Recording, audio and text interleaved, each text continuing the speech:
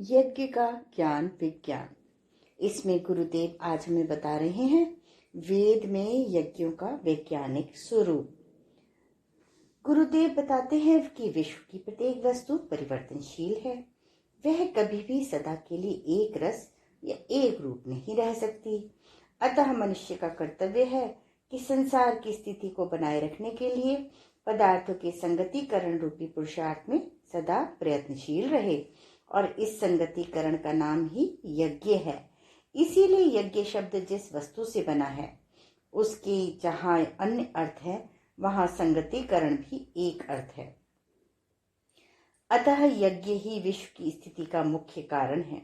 बिना यज्ञ के समष्टि जगत ब्रह्मांड तथा व्यष्टि जगत शरीर दोनों की स्थिरता कायम नहीं रह सकती। यज्ञ ही सारे विश्व का आधार है।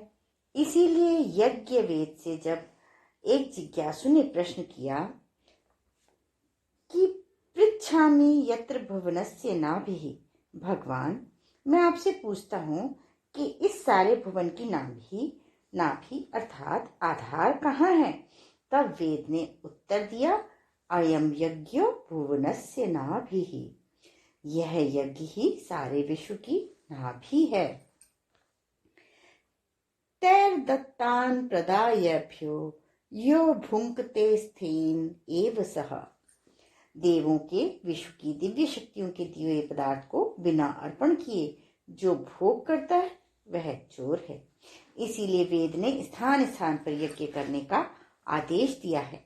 ऋग्वेद में कहा गया है, यज्ञेन वर्धत जात वेद समग्निम यजध्वम हविषा तना गिरा।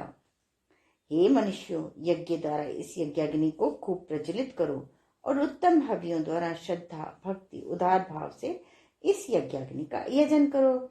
यह मंत्र जहाँ हमें यज्ञ करने का आदेश देता है वहाँ यह भी बताता है कि यज्ञ उत्तम हवियों और श्रद्धा और भक्ति से पूर्ण वाणियों द्वारा होना चाहिए।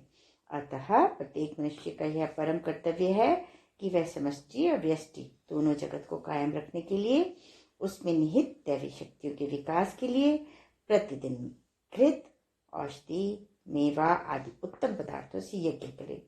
इसीलिए वेद ने कहा है, समित्थ अग्न आवह देवा अघ यत सृचे। हे यज्ञ द्वारा प्रदीप्त अग्नि, तू आश्रुवा ग्रहण कर तथा यज्ञ करने वाले यजमान में दैवी शक्तियों का संचार कर।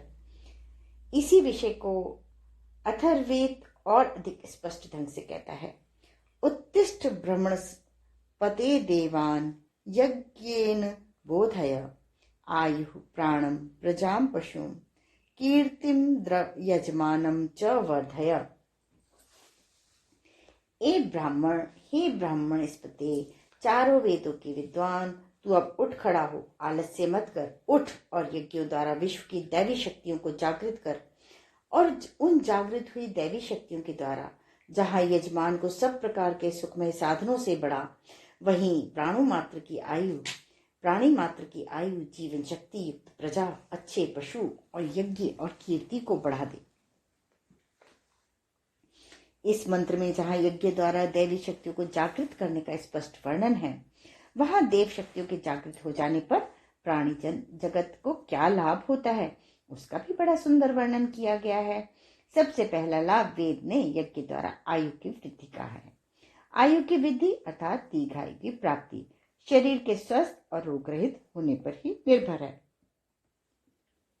नाना आदि व्याधियों से जर्जरित शरीर कभी दीर्घायु नहीं हो सकता, और शरीर को स्वस्थ और निरोग बनाने के लिए जहाँ अन्य उत्तम आहार आदि साधन है, वहाँ यज्ञ भी एक प्रमुख साधन है। यज्ञ द्वारा प्राप्त हुई रोग नाशक उत्तम औषधियों की सुगंध शरीर के समस्त रोगों को नष्ट कर देती है, चाहे वे रोग कितने भी असाध्य क्यों न हो। तपेदिक का रोग भी यदि यक्ष्मानाशक औषधियों से प्रतिदिन यज्ञ करे तो औषध सेवन की अपेक्षा वह बहुत जल्दी शीघ्र ठीक हो सकता है। इसीलिए वेदों में कहा गया है, मुतवामी त्वा हविषा जीवनाय कम ज्ञात यक्षमादुत राज यक्षमाद। हे मनुष्य, मैं तेरे जीवन को स्वस्थ निरोग सुखमय बनाने के लिए तेरे शरीर में जो गुप्त रोग छिपे हैं उनसे और राज्य यक्षमा जैसे असाध्य रोग्य से भी हविषा मुंचामी यज्ञ की हवियों से छुड़ाता हूँ।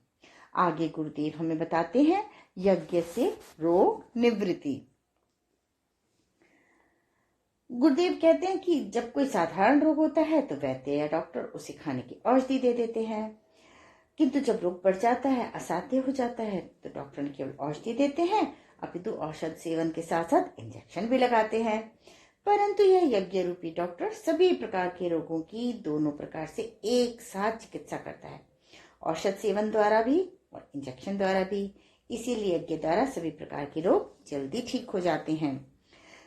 तत् रोगों की औषधि द्वारा किया हुआ यज्ञ, जहाँ उन औषधियों की रोग नाशक सुगंध नासिका और रोमकूपों द्वारा सारे शरीर में पहुंचाकर इंजेक्शन का काम करता है, वहां यही यज्ञ के पश्चात यज्ञ शेष को प्रसाद रूप में खिलाकर औषध सेवन का भी काम करता है। इससे रोग के कीटाणु बहुत जल्दी नष्ट हो जाते हैं। इसीलिए वेद में कहा गया है, इदम हविर यातु धानान नदी फेन मिवाह वहत। हे मनुष्य, यह यज्ञ की प्रदान की हुई रोग नाशक हवि तेरे रोगोत्पाद कीटाणु को जैसे नदी फेनों को अपने वेग से बहाकर दूर ले जाती है, वैसे ही बहाकर दूर ले जाए, अर्थात तेरे शरीर में से सदा के लिए बाहर निकाल दे। इससे पता लगा कि यज्ञ की रोग नाशक गंध शरीर में प्रवेश होकर रोग के कीटाणुओं के विरुद्ध अपना कार्य कर उन्हें नष्ट कर देती है। ऋग्वेद के एक अन्य मंत्र में इस विषय को और अधिक स्पष्ट करके दर्शाया गया है। त्वामग्ने प्रदिव आहुतम घृतहि सुम्नावयः सुष्मिधा समीधिधेर सवावृधान औषधि भिरुक्षितोमि भी द्रयांसी पार्थिवा वेतिष्ठसे।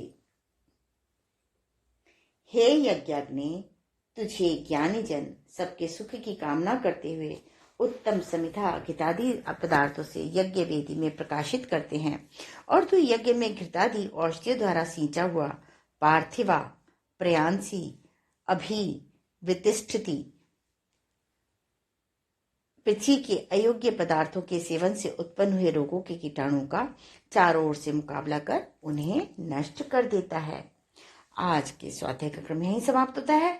अगले क्रम में यज्ञों के वैज्ञानिक स्वरूप में गुरुदेव हमें बताएंगे यज्ञ से सूक्ष्म शक्ति का प्रादुर्भाव।